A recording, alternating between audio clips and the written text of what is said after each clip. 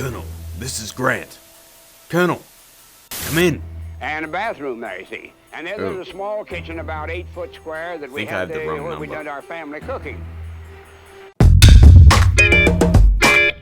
Hey guys, welcome to Film Learnin, the show dedicated to learning you some filmmaking and learning you good. Now as we lead up to our end of year hiatus, I wanted to make a tutorial on something that's been a part of gaming since the PS1. Yep, I'm talking about Metal Gear Solid and that sweet codec screen. For this episode, I'm going to be using the screen from Metal Gear Solid 2 as our reference, but you can easily recreate any other generation of the screen using the same technique. So in order to complete this effect, you'll need to download the template files in the description and then shoot your actors having a Metal Gear style conversation. And hopefully, not pissing your pants.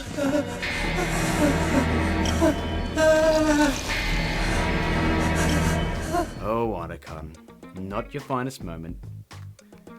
Let's just get to work, shall we? Okay guys, first off, I want to remind you to grab the Metal Gear download pack in the description. It contains some sounds and also the opening codec animation that I'm previewing in front of you, and some examples of masking. I've taken the liberty of animating the opening of the codec, because to be honest, I have zero free time this week. It's essentially just a Photoshop file broken into individual parts and then imported as a comp rather than a Photoshop file. If you want me to do an episode on how to do this, sound off in the comments below, gang. So, our first step in making the whole codec effect work starts in Premiere Pro or your editor of choice. We'll cut together our conversation between the two actors. Once we've done this, we'll export it to After Effects as a composition. Let's then head back to Premiere Pro for one last step. We need both audio tracks from our actors rendered as one file for our audio spectrum animation. So we'll hit Ctrl M and export our clip as an MP3 file. Once that's done, head back to After Effects and we'll import that MP3.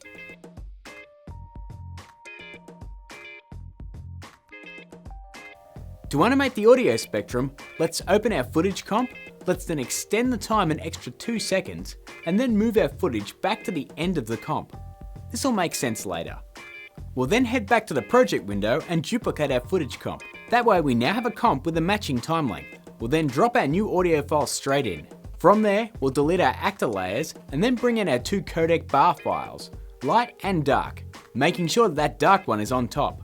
Highlight them both and then let's head up to Layer, Transform and Flip Vertical.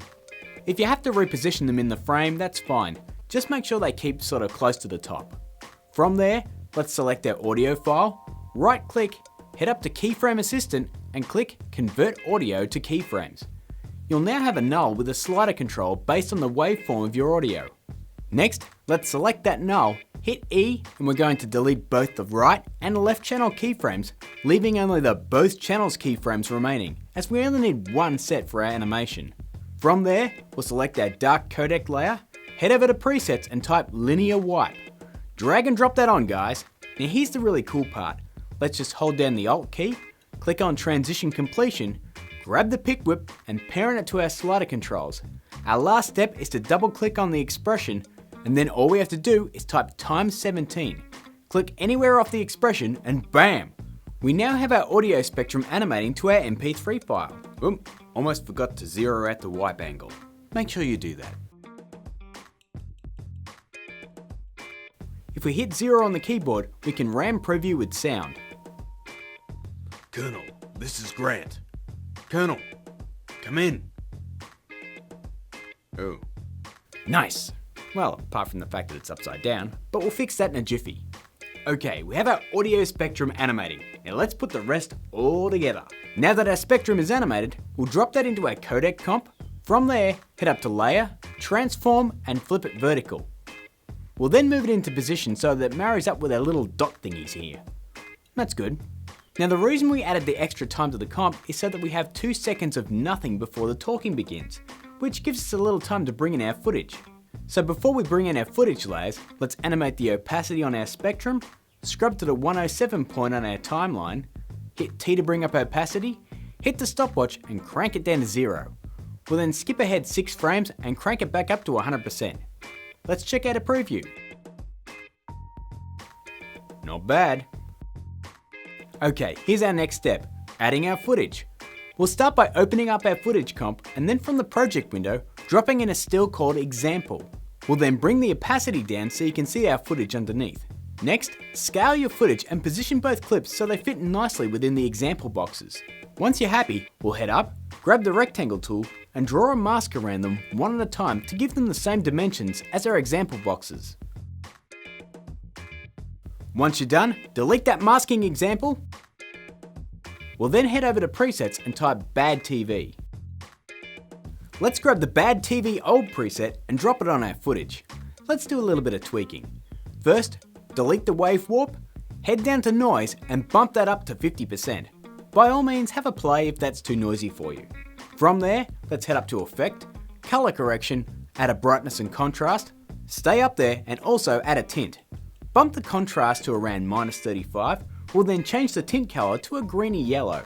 Lastly, we'll turn that tint down to around 65% so that it doesn't wash out our image too much. Rinse and repeat those steps for the other footage layer. Next, we'll head back to the project window, collapse down our download pack, and open the comp that's called Bars Animation. Within that, you'll find two comps, Bars 1 and Bars 2. Copy them, head back to your actor layer, and then paste them on in. It's really just an animated adjustment layer that adds a subtle bar coasting down your footage on a loop. Now for some masking animation. Firstly, grab the masking example clip from the project menu and drop it in the comp. Move it forward on the timeline so it begins at the start of your footage. We'll then scrub along the comp to the end of its animation. You can dial down the opacity if you need to. Collapse down the mask menu on your footage layer and hit the stopwatch on mask path. We'll then work backwards frame by frame, adjusting our mask to fit the example animation. It's only 8 frames in total, so it won't take too long. Once you're done with that one, move on to the opposite side and rinse and repeat the same process. Once you're done, delete that masking example and it should look like this. Okay, last step guys. Let's head back to our codec comp and drop our footage layer right on the bottom. We'll then move it forward ever so slightly to start at the 003 mark. The only thing that's left for you to do then is to add your very own subtitles. Just do this by adding a text layer, typing your dialogue, and trimming the start of each text layer to correspond with the start and end of your dialogue. Although I gotta say, I found it much easier to render out stills of the text files and then add them into Premiere Pro after rendering out my After Effects file. But guys, that's your call. Add up all those steps and get something like this. Colonel, this is Grant.